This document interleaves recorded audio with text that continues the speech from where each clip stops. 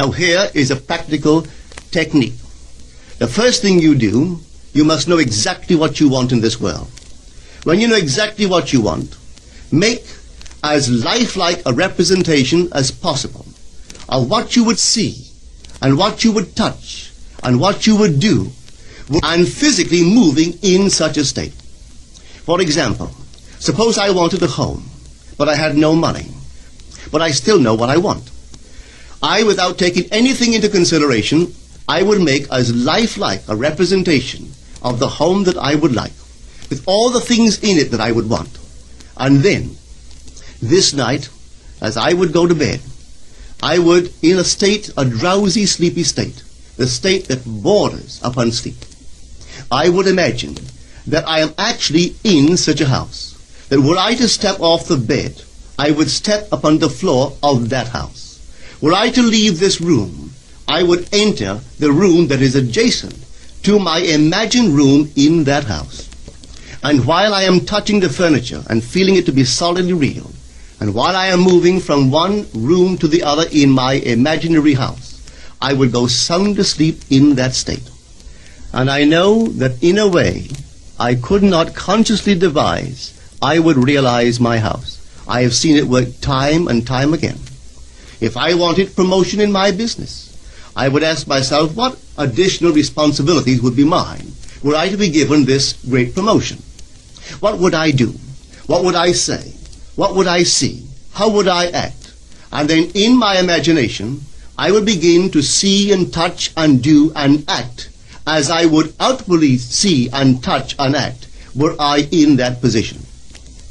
If I now desired the mate of my life, were I now in search of some wonderful girl or some wonderful man, what would I actually find myself doing that would imply that I have found my state? For instance, suppose now I was a lady. One thing I would definitely do, I would wear a wedding ring. I would take my imaginary hands and I would feel the ring that I would imagine to be there. And I would keep on feeling it until it seemed to me to be solidly real. I would give it all the sensory vividness I am capable of giving anything. And while I am feeling my imaginary ring, which implies I am married, I would sleep. This story is told us in the Song of Songs, or the Song of Solomon. It is said, "At night on my bed, I sought him whom my soul loveth. I found him whom my soul loveth, and I would not let him go until I brought him into my mother's house, right into the chamber of her that conceived me." If I would take that beautiful poem and put it into modern English, into practical language, it would be this. While sitting in my chair, I would feel myself right into the situation of my fulfilled desire. And having felt myself into that state, I would not let it go. I would keep that mood alive, and in that mood, I would sleep. That is, taking it right into my mother's chamber, into the chamber of her that conceived me. You know, people are totally unaware of this fantastic power of the imagination. But when man begins to discover this power within him, he never plays the part that he formerly played. He doesn't turn back and become just the reflective life. From here on in, he is the affecter of life.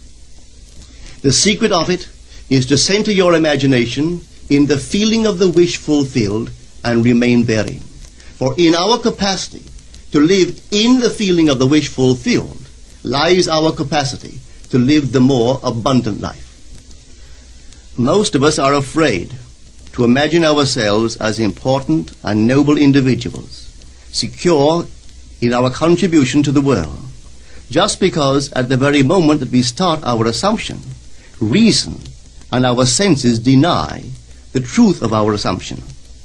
We seem to be in the grip of an unconscious urge which makes us cling desperately to the world of familiar things and resist all that threatens to tear us away from our familiar and seemingly safe moorings. But I appeal to you to try it. If you try it, you will discover this great wisdom of the ancients, for they told it to us in their own strange, wonderful, symbolical form. But unfortunately you and I misinterpreted their stories and took it for history when they intended it as instruction to simply achieve our every objective. You can't do anything if you're lukewarm. You must be intense about it. You want to be rich? All right, can be rich.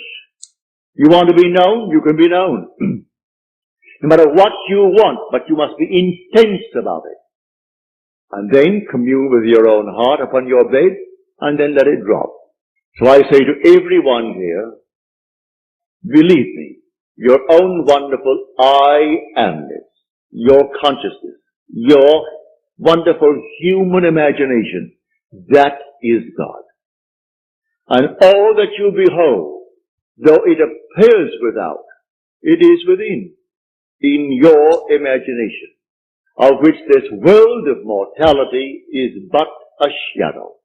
So you can change the shadow if you change the object, for you are the light. He said, I am the light of the world. Change the object that you're holding within yourself and identifying yourself with it. Change that object, you're lighting up, and you'll cast a new shadow upon the world. So you say, I am, and you name it. And then you say, I am unemployed. No, I am gainfully employed. Making more than I've ever made before. Don't ask yourself how, why, and through whom. That is not your conscious reasoning mind's concern. If you take the intellectual background, the educational background of those who are making top money in the theatrical world, I doubt that they could pass any college examination. I don't think they could pass any entrance examination to college. Yet they're making $1 million, $2 million a year. Do you think Bob Hope could pass today's examination for entrance into college? But all of his material is written for him anyway. Can't even write that. But he has millions, all right, because that's how he's dreamt. May I tell you? I know the background of the man. That was his goal in life. If that's your goal, have it. I speak of another goal. The goal of awakening to who we are.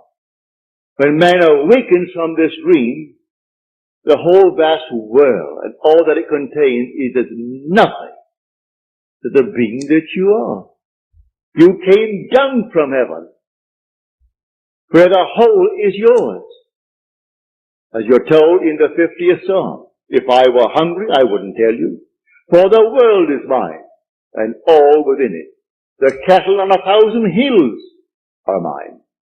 So why should I tell anyone of my need when it's all mine anyway? I would slay and eat.